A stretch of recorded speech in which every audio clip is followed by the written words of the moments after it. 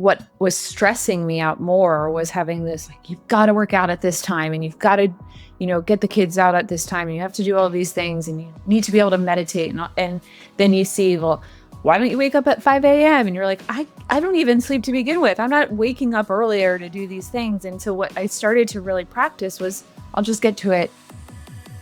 I'm Erika. And I'm Amri. This is Leaning Into Being, the podcast for mamas who know that real strength isn't just in doing, but in being.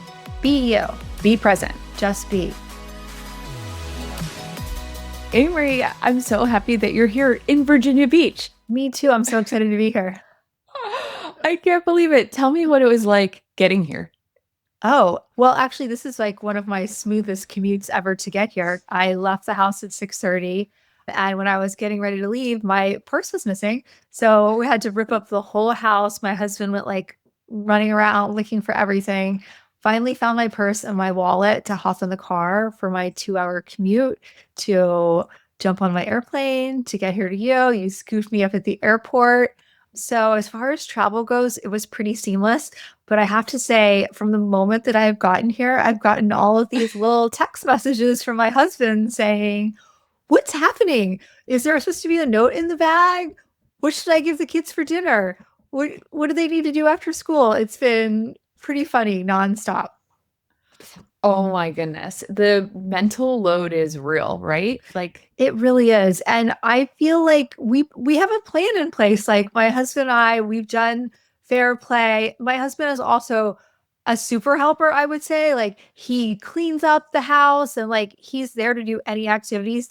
But when it comes to planning, man, he can't plan, won't plan, doesn't want to plan, and just plain old doesn't plan. But as long as I ask him to do something, I'm sorry. He's probably gonna be so mad listening to this. Sorry, Jason, I love you, babe.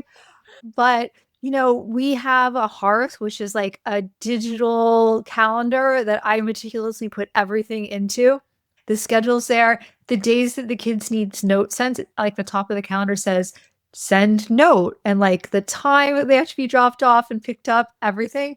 But it's like he's, instead of looking at the calendar, he sends me a text message. Does she need a note today? Like, it's so funny. They can't even look at it, but it's exhausting, right? I'm sure you feel the same way. It's not all the doing of the things, it's the planning of the things that really, it wears you out. It is. I just wrote a blog post on this the other day because I was feeling the mental load is real, and we can talk a little bit more about even just after business, like what we're going through for sure. But the multiple tabs, and also people don't realize, unless you're going through it, that it's not just like the doing. It's the, oh my gosh, did I forget to sign the permission slip for school?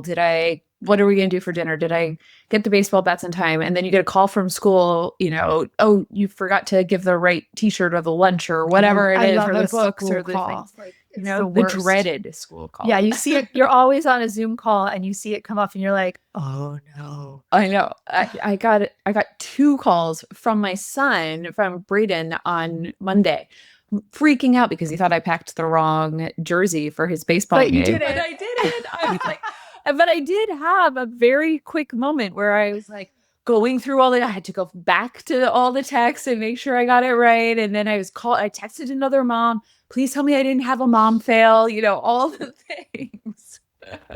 It's so true. True. All of the planning. I know, even to prepare for this, I'm only here for 3 days. It's like a 3-day trip, and the roadmap, I'd be like, okay, babe, when you get up in the morning, you put the laundry in the wash. And then before you leave for work, you have to put it in the dryer. And then I'm like checking in with him for every little thing. And he's great. Like, he's actually very proactive.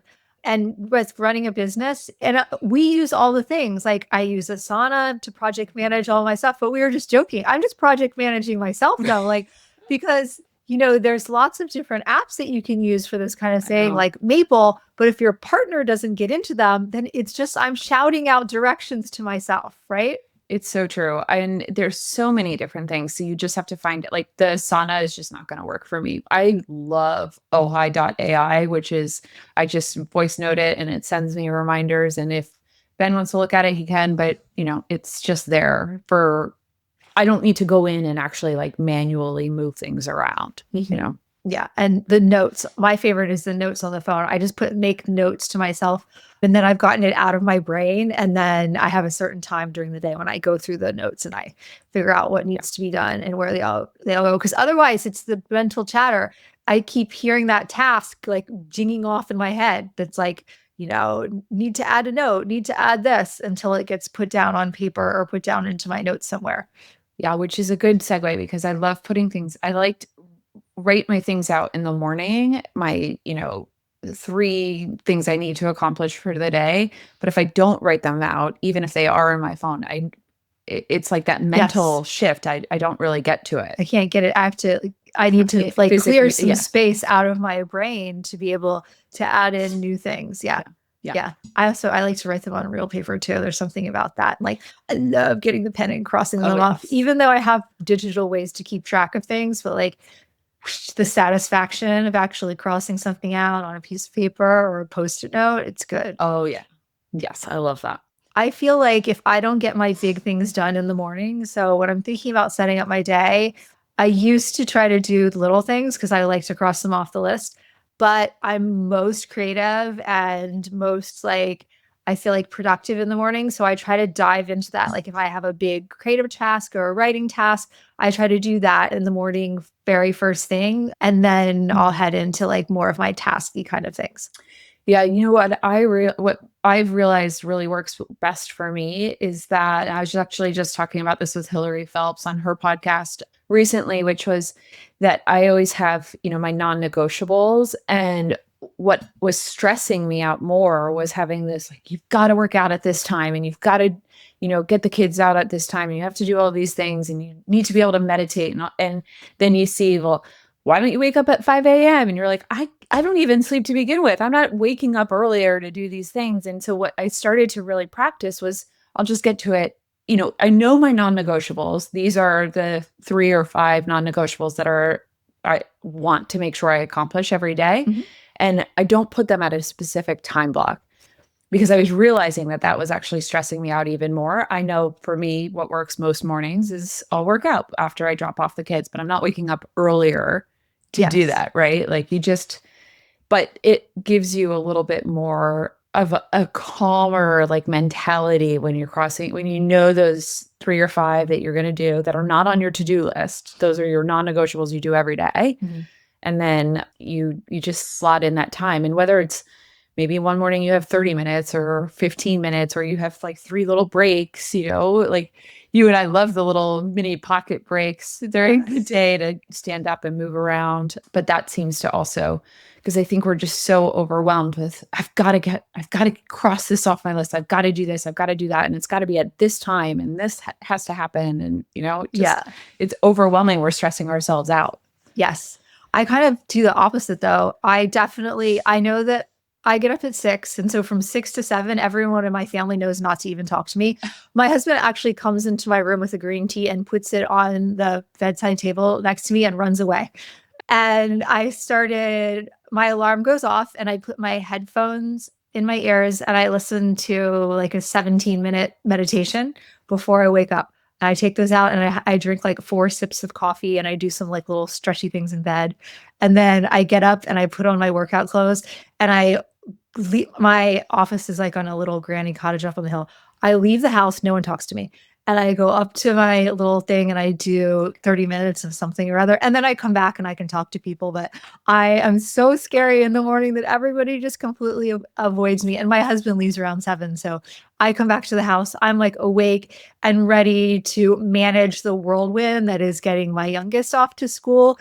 And we get like our like 30-second hug and our kiss goodbye and like pass the baton in the morning. And then I can deal with all the other things.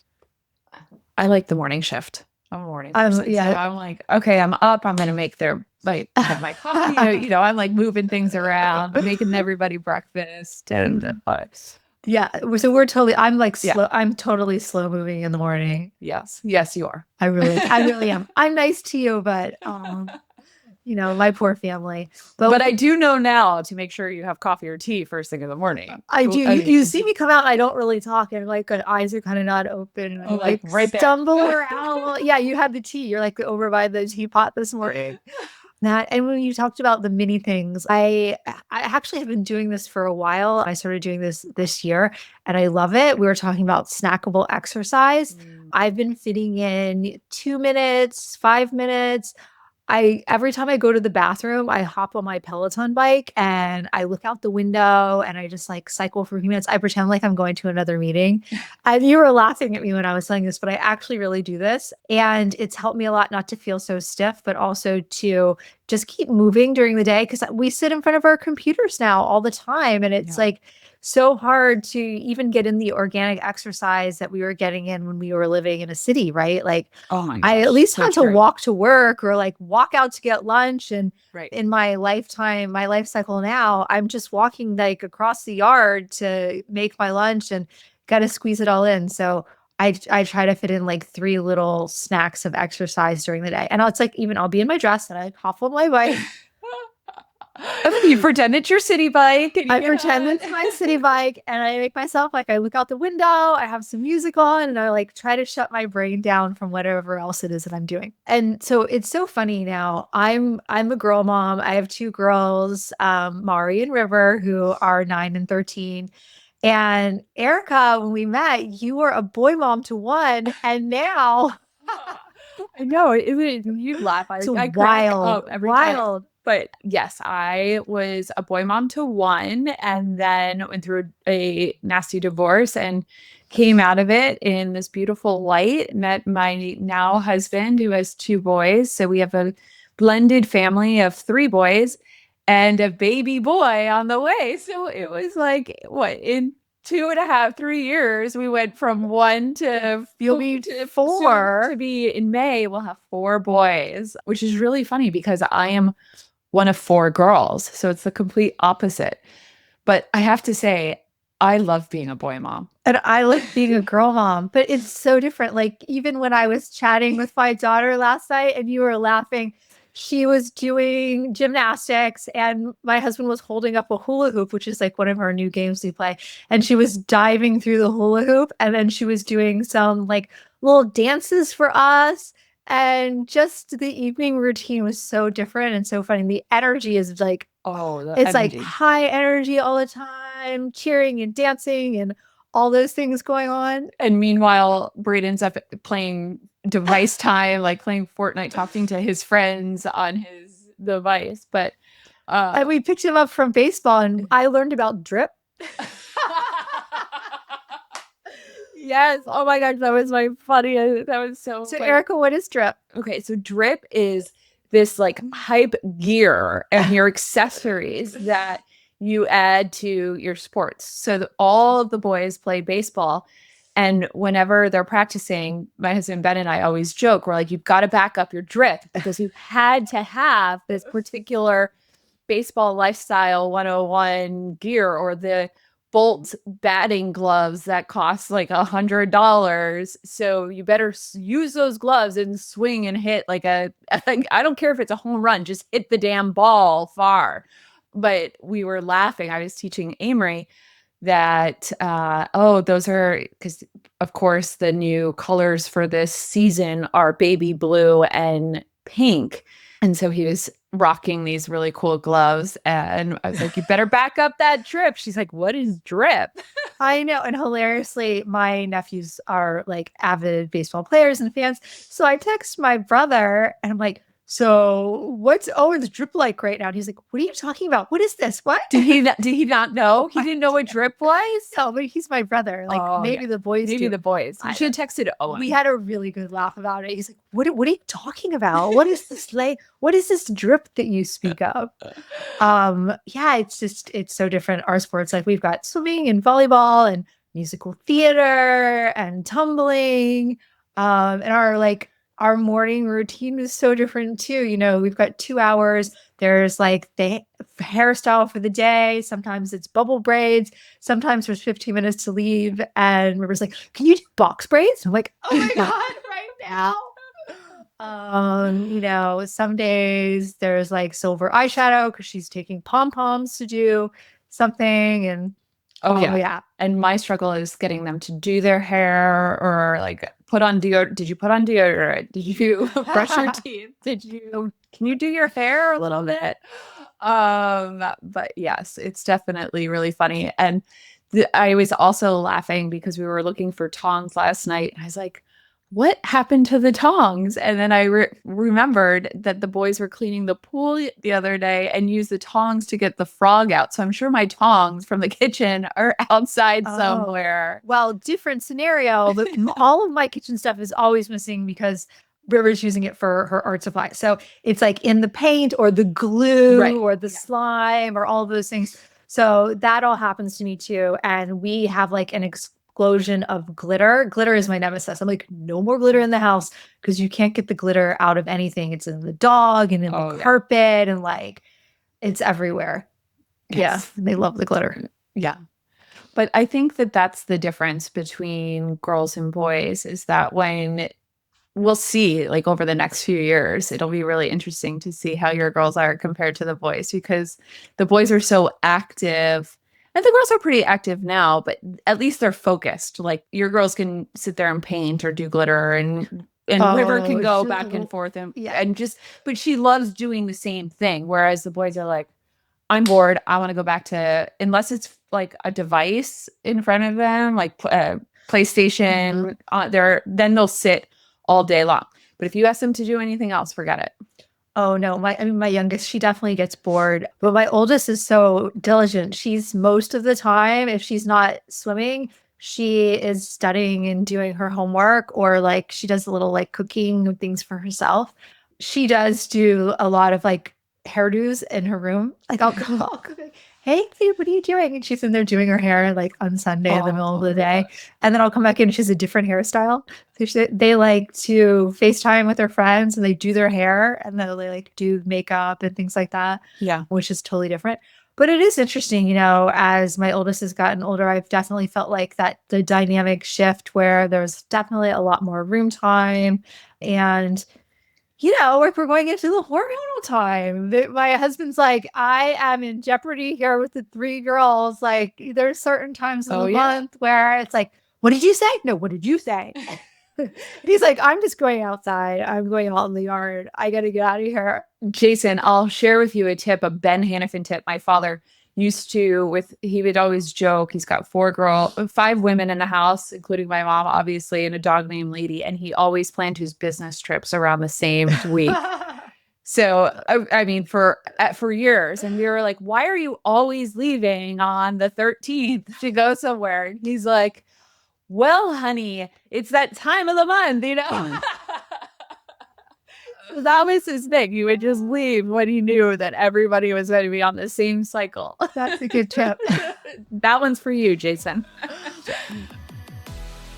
Hi, it's Erika and Amri from Leaning Into Being. And we know growing a tiny human is no small feat.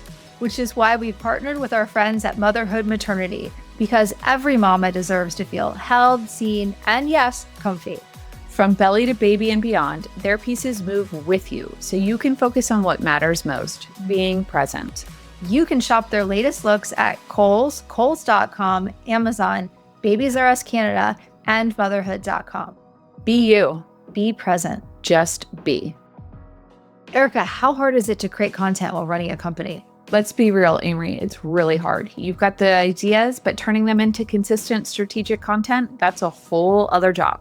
Enter the Content Catalyst from Share Your Genius. In just one 90-minute session, they help you turn your ideas into 3 months of high-impact content, videos, articles, social posts, and more. We use them, we love them, and this is your sign to finally get your content off the vision board. Reach out and tell them we sent you. I actually wanted to talk a little bit about some of the challenges that parents with cancer face. And I know it seems obvious that, of course, like as you're a parent juggling so much, that getting a serious illness would be very impactful. But right now, there are 3 million children in the US who have parents that are actively in cancer treatment. And 60% of parents that are in cancer treatment report having serious financial strain, as opposed to 30% of patients who are not parents. So it's incredibly stressful. The impact on the relationships with your children, the impact on the relationships with your partner. I mean, just imagine all of a sudden going down to one income as one parent can't work and the other, if they're even married, imagine if you're a single parent dealing with all this. And if you are in a relationship, the other parent's having to do all of the driving the patient as the caregiver to all of their medical appointments.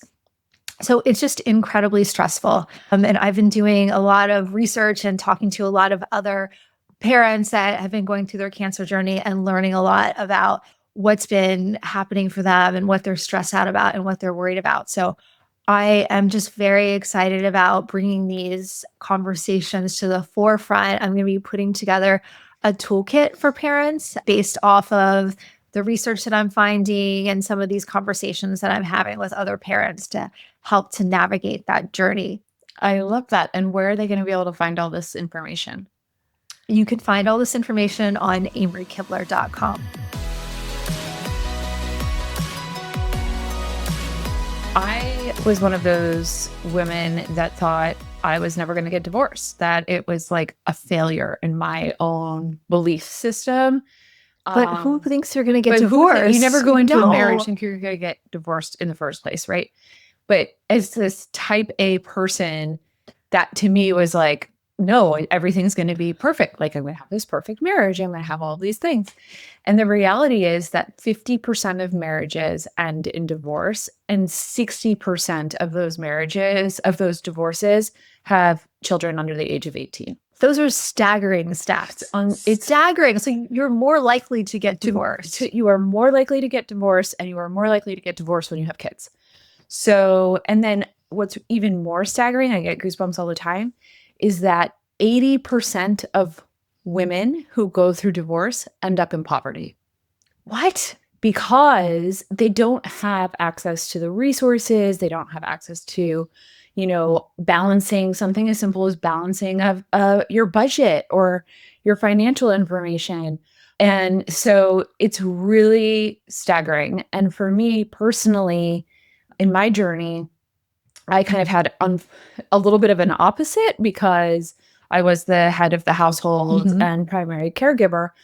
But still, even as a result of that, I have to pay spousal support, and there's all of these components that do impact my financial health so much going forward. And it does add another layer. So now, instead of taking care, being able to just focus on my son, I'm also still for the next how many years? 7.5 years, I still have to pay. Wow.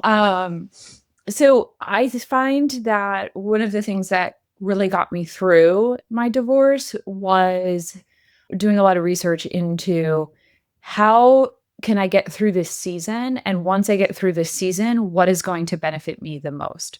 So that was like creating little voice notes on my phone, which was like little moments of affirmations and gratitude. Like, you can do this. This is a season. You can get through this. And so now I have all of these little voice notes that kind of are motivational to me, looking at really streamlining a budget and creating a financial toolkit and planner that I can pop in, like plug and play everything. And now that has helped in the conversations post-divorce because I'm tracking everything and I can say, no, this is what's going on with my son, and here's the expenses and all of those things. And then for me, what was game changing was putting together little templates. Thank you, my Julie, who was part of my little support network, my team. Yep. We talk a lot about team. Is to have different teams, and this is like your divorce team. My divorce team, which are little just statements when I get so heated, because it will get heated in conversation, or the emails or the text messages can come across, can be perceived differently, is creating little responses that I can just plug and play and take the emotion out of it, which has definitely now, almost 2 years later, helped alleviate a lot of those conversations. So it's mitigated a lot of the back and forth. It's like, nope, I'm not engaging. I Here's your recognize your response. thing. Here's your response. And it's kind of candid, but it works. Oh my gosh, I bet you wish you had this when you were embarking on this journey. And I feel like I've been right there with you, and I've seen how hard it's been and the struggle. And you're right, it's so emotional and it's really hard to pull yourself out of it.